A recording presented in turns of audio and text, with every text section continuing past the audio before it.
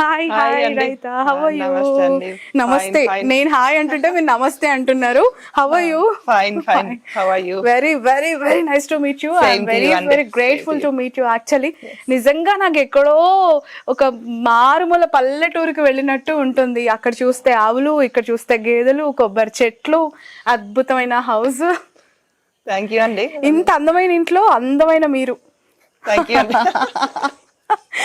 Right, first గోశాలతో cover చేద్దామా?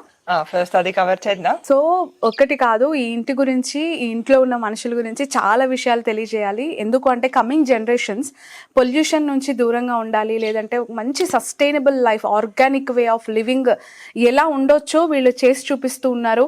అంత అందమైన జీవితం, ఆరోగ్యకరమైన లైఫ్ కావాలి అంటే ఖచ్చితంగా కొంతమంది అయినా వీళ్ళని చూసి ఇన్స్పైర్ అవుతారు అని చెప్పి ఈ ఇంటర్వ్యూ నేను చేయడానికి స్వయంగా రావడం జరిగింది. ఎందుకు అనంటే హైదరాబాద్లో apartment culture full of concrete life స్టైల్కి అలవాటు పడ్డాం. బట్ అదే హైదరాబాద్కి ఆనుకొని ఉన్న ఒక మంచి గ్రీనరీ విలేజ్లో వీళ్ళు ఏర్పాటు చేసుకున్న ఈ అందాల మేడలో ఎంత అద్భుతమైన లైఫ్ స్టైల్ వీళ్ళు లీడ్ చేస్తున్నారు అనేది రైతా మోడల్లో అడిగి తెలుసుకుందామని నేను వచ్చేసాను. సో ఇప్పుడు ఏం చూపించబోతున్నారు? ఫస్ట్ గోశాలతో కవర్ చేద్దాం. ఫస్ట్ మనం గోశాలకి వెళ్దాం. రైతా చెప్పండి, అసలు ఎప్పుడు స్టార్ట్ చేశారు, ఎప్పుడు ఇది కంప్లీట్ అయ్యింది? అసలు కంప్లీట్గా చూడండి, ఎక్కడ కూడా మనకి రాతి అంటే బ్రిటిష్ కాలంలో గోల్కొండ కోటలో చూసినట్టు పెద్ద పెద్దవి ఇవి, ఆ మిర్రర్స్ కానీ, ఆ విండోస్ కానీ, ఆ పైన యూస్ చేసిన మెటీరియల్ అంతా కూడా మనకు అలానే కనిపిస్తుంది. Tell about this structure. ఇది మేము ఒక 12 సంవత్సరాల క్రితం కట్టాం. ఓకే, అంటే 2012 లో రెడీ అయిపోయింది. అంటే మాకు చాలా చాలా రోజుల నుంచి అదే ఐడియా ఉంది. ఇలా మన సిటీలో మొత్తం కాంక్రీట్ అయిపోయింది, పొల్యూషన్ ఉంది, ట్రాఫిక్ ఉంది. అదే మాకు కొంచెం ఇలా ప్రకృతి మధ్యలో ఉండడం ఇష్టం. సో అలా మేము సిటీ నుంచి ఇక్కడికి వచ్చాము. ఇక్కడ మా ఇల్లు కట్టుకున్నాం. In Hyderabad polluted and it's a concrete life, so you thought to build this structure, right? Yes. Okay, ఎవరి ఐడియా ఇది? ఇది చెప్పాలంటే అదే మా ఆయన ఐడియా. అంటే ఇలా ప్రకృతి దగ్గర ఉండాలని మా ఇద్దరి ఐడియా, అండ్ ఇల్లు ఎలా ఉండాలో అది ఆయన ఐడియా. ఓకే, సో అద్భుతంగా. అంటే ఇంట్లోకి వెళ్ళేటప్పుడు లెఫ్ట్ సైడ్ వాటర్, మంచిగా ఆవులు, గోశాల అనేది వీళ్ళు ఏర్పాటు చేసుకున్నారు. పేర్లు కూడా పెట్టుకున్నారని విన్నాను. చాలా అద్భుతంగా మీరు వాటికి సేవ చేస్తారని కూడా. ఒకసారి ఎక్స్ప్లెయిన్ చేయండి, వాటి నేమ్స్ ఏంటి అసలు? అదే ఇప్పుడు ఈ రెండు అయితే మా చిన్న పాప పేర్లు పెట్టింది. మా చిన్న పాప పేరు పద్మిని, దీనికి కూడా పద్మిని అని పేరు పెట్టింది. ఇంకా మా తమ్ముడికి బాబు పుట్టాడు, ఆ బాబు పేరు హన్నెస్. దీనికి హన్నెస్ అని పేరు పెట్టింది మా చిన్న పాప. అండ్ ఇక్కడ ఈ వేరే ఆవులకు వేరే పేర్లు ఉన్నాయి. ఇది అయితే గౌరీ. గౌరీ. అక్కడ సురభి ఉంది, ఇంకా నందిని ఉంది. ఇంకా అలాంటి పేర్లు పెట్టాం. ఓకే, సో ఇక్కడ ఇది గౌరీ అండ్ సైడ్ సురభి అది. ఓకే ఓకే, ఇంకా ఇది నందిని. గౌరీ, సురభి, నందిని, ఆ తర్వాత పద్మిని. అన్ని నీతోనే కంప్లీట్ అవుతున్నాయి లెటర్స్ అన్ని కూడా. ఏమైనా రీజన్ ఉందా? గౌరీ అని ఇవన్నీ ఎవరు పెట్టారు నేమ్స్? సురభి కూడా ఉంది. ఎవరు పెట్టారు ఇవన్నీ నేమ్స్? మా ఆయన పెట్టారు. ఏంటి, తను ప్రకృతి ప్రేమికుడా, లేదంటే మంచి ఆర్గానిక్ ఫార్మింగ్ చేయాలని ఇంట్రెస్ట్? వాట్ ఎగ్జాక్ట్లీ హీస్ ఏం చేస్తూ ఉంటారు తను? యాక్చువల్లీ అదే ఇది మాకు ఒక హాబీ అనుకోవచ్చు. అంటే మావి వేరే బిజినెస్ లు ఉంటాయి, అది కూడా కొంచెం ప్రకృతికి సంబంధించిన బిజినెస్ లో. ఎలాగైతే ఒకటి మన మురికి నీళ్లు ఉంటాయి కదా, సీవరేజ్ ట్రీట్మెంట్ ప్లాంట్స్, సో మేము అవి చేస్తాము. మా టెక్నాలజీ స్వీడన్ నుంచి తెస్తాము. మా సూయిజ్ ట్రీట్మెంట్ ప్లాంట్ లో అసలు వాసన ఉండదు. అండ్ మా ఎలక్ట్రిసిటీ కన్సంప్షన్, ఆపరేటింగ్ ప్రొసీజర్స్ చాలా ఈజీగా ఉంటాయి, సింపుల్ గా ఉంది. మెయిన్ గా ఆయన దాంట్లో బిజీ ఉంటారు, నేను కూడా అదే చేస్తాను. మీకు ఇంత టైం దొరుకుతుందా? ఇప్పుడు అయితే ఆవులు, పిల్లలు, 4 పిల్లలు అనుకుంటా. 4 పిల్లలు ఉన్నారు. ఎందుకు దాన్ని అక్కడ సపరేట్ గా కట్టేశారు? అది మా ఎద్దు. ఓకే, ఎద్దు కాబట్టి సపరేట్ గా కట్టారు. ఓకే ఓకే, కంప్లీట్ గా ఈ ఫామ్ దీనికి సంబంధించి అంతా కూడా మీది కాబట్టి ఇలా మీరు డిజైన్ చేసుకున్నారా? మీ ల్యాండ్ కాబట్టి?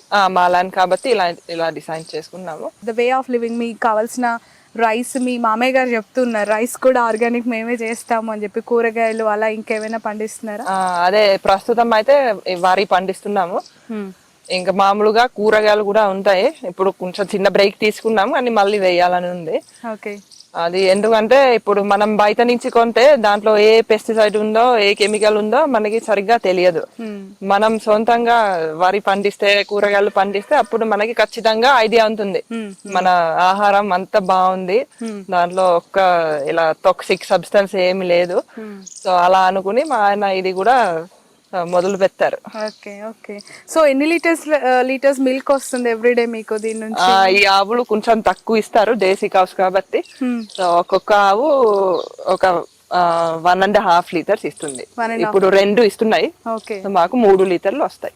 ఓకే. సో అవి మీకు సరిపోతున్నాయా? బయట నుంచి మళ్ళీ మీరు తీసుకుంటున్నారా? మా ఇంటి కోసం అయితే సరిపోతున్నాయి. సో మాలాంటి వాళ్ళు అడిగితే ఇవ్వడానికి ఆప్షన్ లేదు. అదే ఇంకా అదే కరువు ఏమి లేదు, బాగానే వస్తున్నాయి. Right right. So let's go ఇంకా మోర్ డీటెయిల్స్. రైతాకు సంబంధించి చాలా చాలా విషయాలు మీకు తెలియజేయాలి. వై? బికాజ్ మన దేశం కాదు, మన భాష కాదు, మనకు సంబంధించిన సంస్కృతి సంప్రదాయాలు ఏవి కావు, కానీ మన దేశాన్ని ఇష్టపడుతూ మన లైఫ్ స్టైల్లోకి వచ్చేసి అద్భుతంగా రాణిస్తున్నారు రైతా. Let's talk with her. Let's come on.